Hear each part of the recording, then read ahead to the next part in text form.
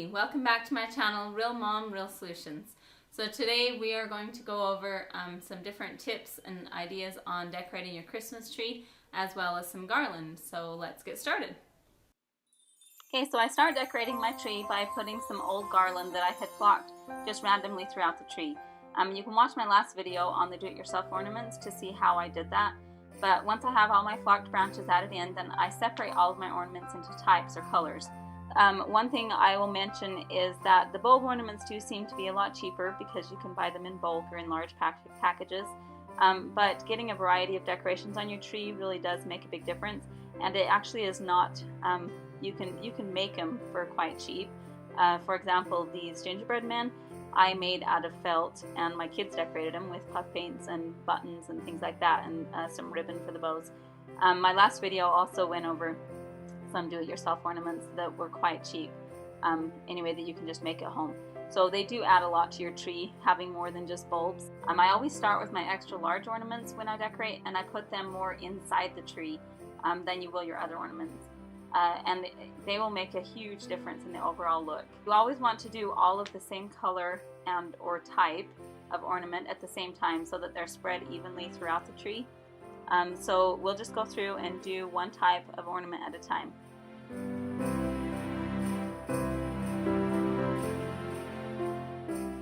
Now if you're doing mainly bulbs in your tree, you'll want to make sure and separate them by color and then by size to spread them out evenly throughout the tree. You want the ornaments hung more inside the tree, not too far in, like the large ones, the extra large ones, but you don't want them out on the tippy edges of all the branches. You want the branches to poke out a little farther.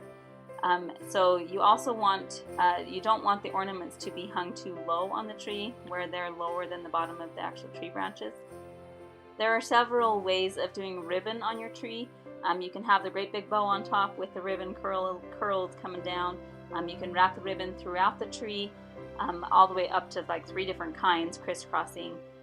Or like I had chosen to do on this tree, I just cut the ribbon into a small strip, and I use 2 different ribbons, a burlap and a candy cane stripe, and I fold the ribbon in half, and then I zippy tie it down, or you can use the branches of a tree or just a wire tie or whatever.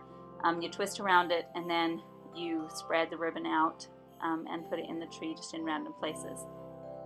And lastly, one of the most important things in my opinion is to add something small that will poke out farther than the tree to kind of break up its shape. So in this tree I use these red swirly things that kind of look like I got them from Whoville. In my other tree I use red berry branches, but just having something that kind of pokes out a little farther, and it kind of breaks up the perfect tree shape. This is a good example of a tree decorated with more of the bulb ornaments. And here are our final trees.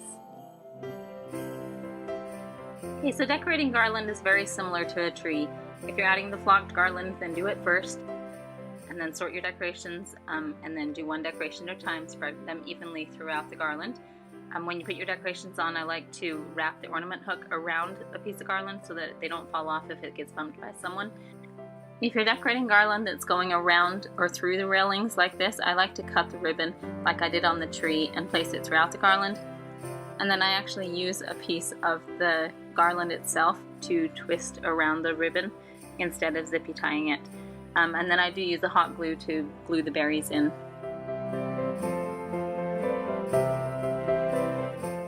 So now you can just sit back and watch as my garland magically gets decorated really fast. Yeah, I wish it happened this fast in real time.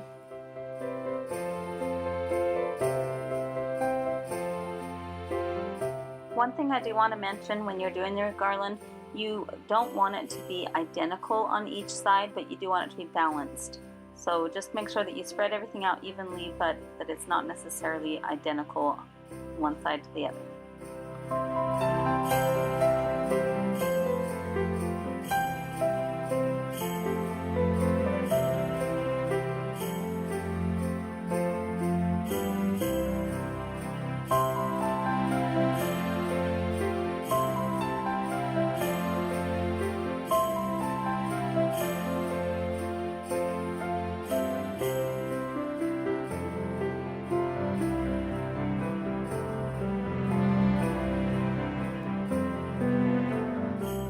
So now you'll see when I decorate garland that's hung in the archway that I will keep the ribbon as one long piece and weave it throughout it.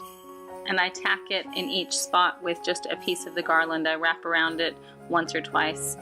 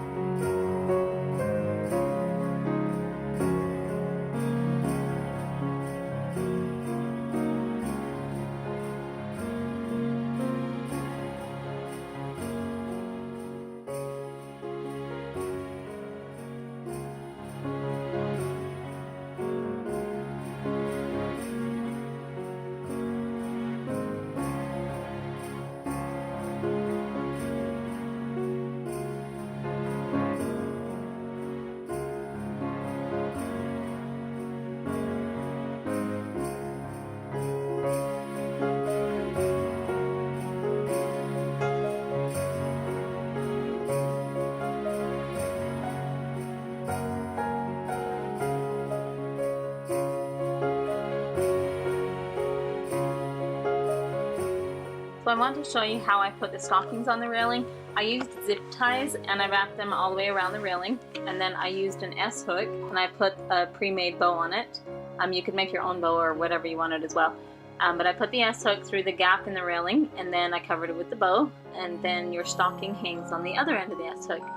So now you can take the stockings up or down whenever you want, and they will hold all of the weight of a full stocking.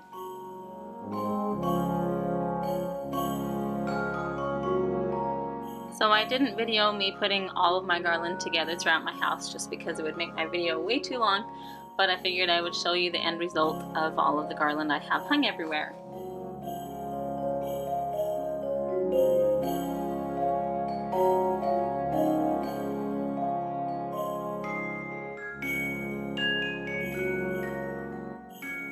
Okay, so that's it for our trees and garland.